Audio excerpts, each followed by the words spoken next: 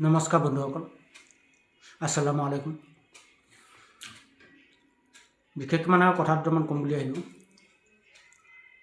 কথা মানে কি, আমাৰ BTC ৰাইজৰ কাৰণে মানে কথাটো মানে ভিডিঅ'টো কৰিম বুলি ভাবিছোঁ। BTC ৰাইজেতো ভাবিছিলে যে হাগ্ৰামা মহিলাই ডাঙৰীয়াক জিকাই দিলে প্ৰত্যেকটো মানুহক যি কিবা সুবিধা দিয়ক নিদিয়ক সেইটো মতলব নাই, মাটি পট্টাটো পাম বুলি মানে প্ৰত্যেকটো মানুহে মানে ভোট দিছিলে। কিন্তু এতিয়া এনেকুৱা লাগিছে মানে আজি অতদিন হৈ গ'ল, তেওঁ কৈছিলে যে সিহঁতৰ চৰকাৰ অহাৰ লগে লগে 10 দিন বা 15 দিনৰ ভিতৰত মাটি পট্টা দিব। এইটো প্ৰথম প্ৰতিশ্ৰুতি, কিন্তু প্ৰতিশ্ৰুতি আজিলৈকে ব্যৰ্থ হৈ গ'ল।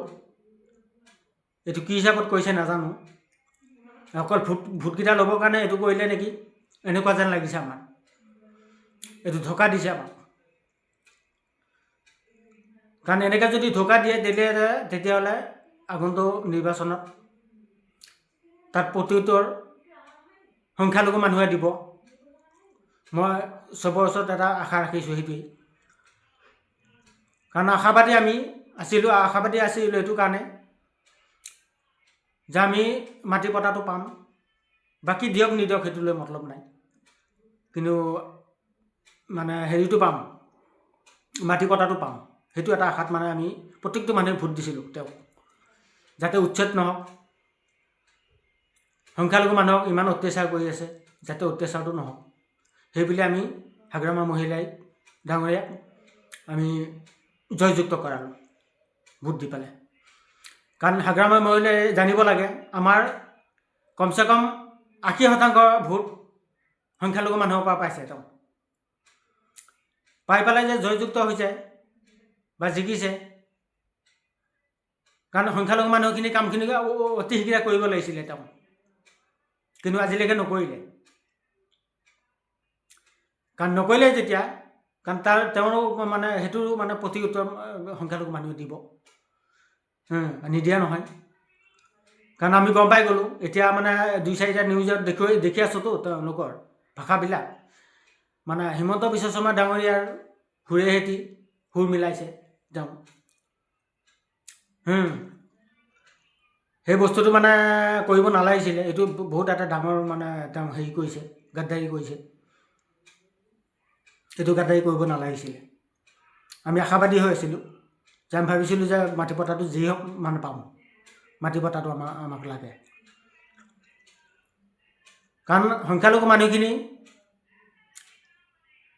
প্ৰত্যেকটো মানুহেই মানে প্ৰত্যেকটো মানে দল সংগঠনেই বা প্ৰত্যেকটো মানে ৰাজনৈতিক ক্ষেত্ৰতে হওক মানে ব্যৱহাৰ কৰি আহিলে, অকল ব্যৱহাৰেই কৰিলে, অকল ভোটকেইটা ল'লে, প্ৰতিশ্ৰুতি মানে হেৰি নকৰে, পূৰণ নকৰে।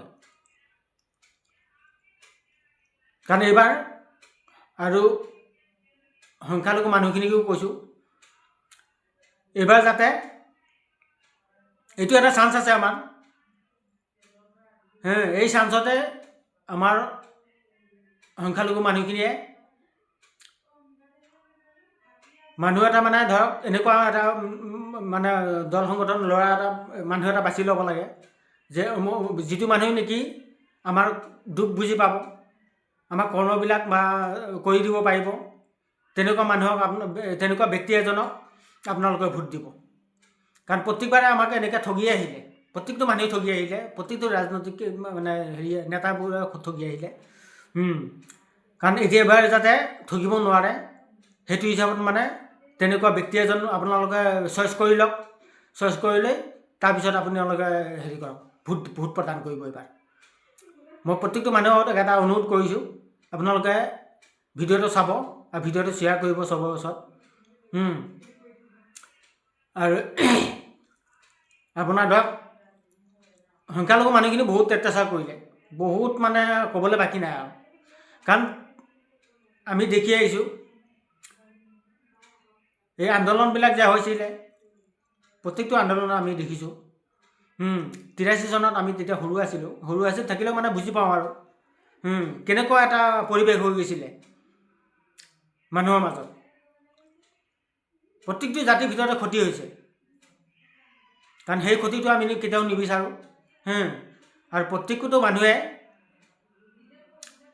সেইটো মানে জানি থোৱা দৰকাৰ।